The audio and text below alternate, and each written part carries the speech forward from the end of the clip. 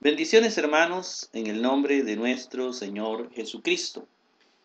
En el programa anterior comenzamos el capítulo 8 del libro de Mateo, donde analizábamos dos curaciones de nuestro Señor Jesucristo: la curación de un leproso, la curación del siervo del centurión.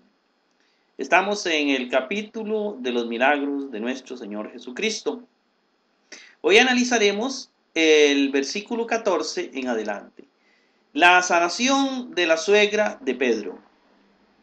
Es decir, la mamá de la esposa de Pedro estaba en cama. Y dice el versículo 14, y viniendo Jesús a la casa de Pedro, vio a la suegra de éste echada y con fiebre.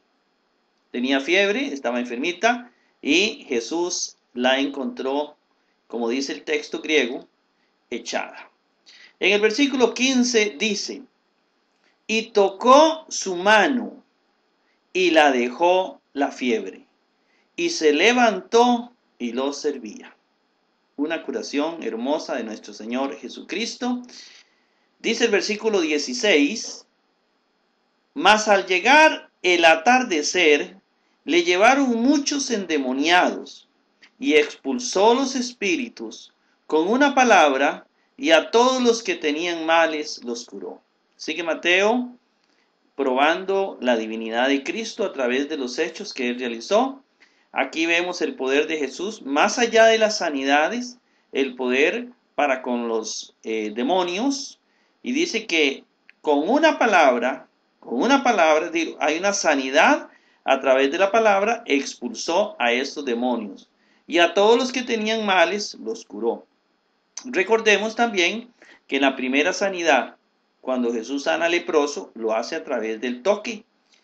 La segunda sanidad que Jesús realiza al siervo del centurión, lo hace a distancia, sin estar presente. Aquí tenemos sanidades, expulsiones de demonios con una palabra. Sin necesidad de tocarlos, con una palabra curaba a los enfermos.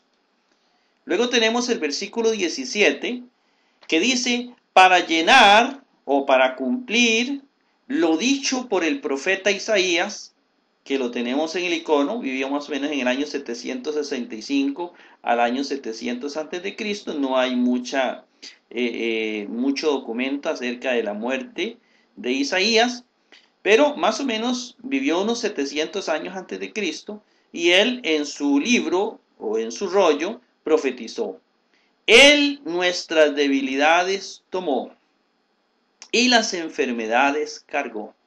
Ese es el texto de Isaías 53:4, donde da a entender que Cristo vino a llevarse todas nuestras enfermedades. Es decir, una de las misiones de Cristo es sanar a los enfermos. Yo no me explico cómo es que hay gente que dice que Jesucristo no cura a los enfermos. Si la misión de Jesucristo se centralizaba en predicar el evangelio y curar a los enfermos. Esa es la misión de Cristo, al menos hasta la venida de Cristo. Versículo 18, comenzamos con los que querían seguir a Jesús. Dice, mas viéndose Jesús rodeado de la multitud, ordenó pasar al otro lado. Estamos hablando al otro lado del lago Tiberíades, al oriente del lago Tiberíades. Entonces Jesús pues decide pasar al otro lado. Se acercó uno de los escribas y le dijo, maestro, te seguiré donde vayas. Porque habían también escribas, habían fariseos que seguían a Cristo. Te seguiré donde vayas. Y luego Jesucristo le responde, las zorras tienen guaridas, las aves del cielo lugar donde descansar, mas el Hijo del Hombre no tiene donde recostar la cabeza. Encontramos aquí la expresión Hijo del Hombre. La expresión Hijo del Hombre, tal vez en un sentido teológico, se basa en Daniel 7, 13, 14, capítulo 7, versículos 13 y 14, donde puede ser sinónimo de ser celestial, de ser trascendente, puede ser angelical, de divino, de que Jesús es Dios, al que se le da el reino de Dios. Así se le presenta más o menos en el libro de Daniel. Ahora, en otros textos encontramos también que es una forma de omitir el yo, o el yo digo, o el yo soy. Entonces es como cuando uno dice, sí, aquí está su servidor, en lugar de decir, aquí estoy yo. Entonces es una forma, muchos proponen esa. Me inclino más por la de Daniel. En el versículo 21 dice, otro de sus discípulos le dijo, Señor, permíteme primero ir y enterrar a mi padre. Y viene Jesucristo y le dice, mas Jesús le dijo, sígueme y deja a los muertos enterrar a sus muertos. No es que Jesús sea insensible, sino que lo que está dando a entender es la relevancia del reino de Dios, la importancia del reino de Dios que está sobre cualquier necesidad humana. 23. Subiendo él en la barca, sus discípulos lo siguieron. Versículo 24. Y aquí terremoto grande aconteció en el mar, de modo que las olas cubrían la barca, mas él dormía. Jesús estaba durmiendo. Cuando dice terremoto grande, porque se habla de un seismos megas, un terremoto o una...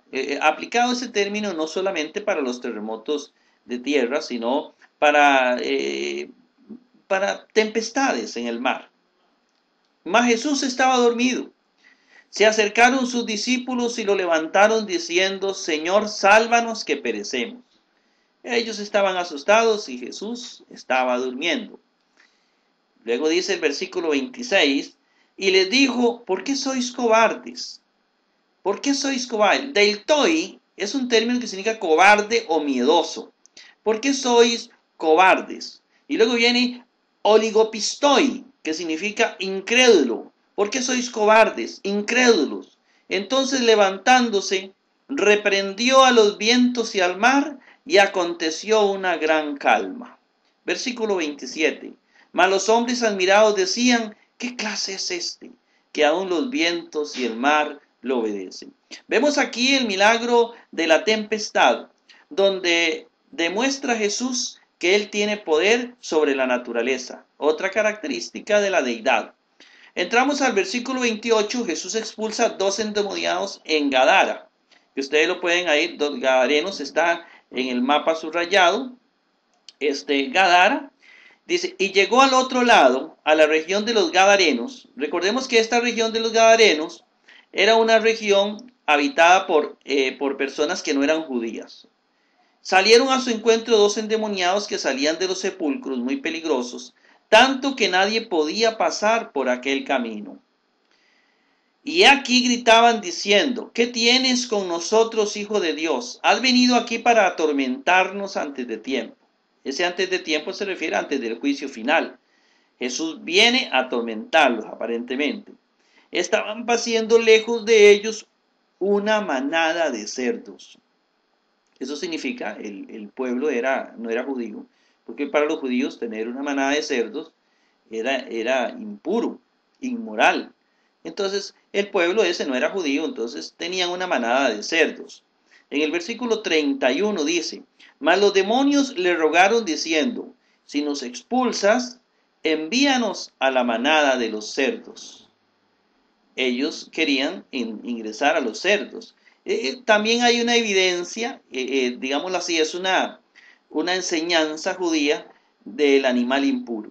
Vea que se introducen los animales en los cerdos y acaba con los cerdos, porque todos terminan muriendo. Dice el 32, y les dijo, id. Ellos salieron y se fueron a los cerdos. Y aquí se precipitó toda la manada, era pendiente al mar y murieron en las aguas. Es una enseñanza, el cerdo es un animal impuro. Da a entender de que Jesús relaciona el meterse el demonio en el cerdo, el acabar con todo el animal impuro, aquel animal impuro. Entonces es una forma de atacar esta situación. Dice, mas los que los apacentaban huyeron.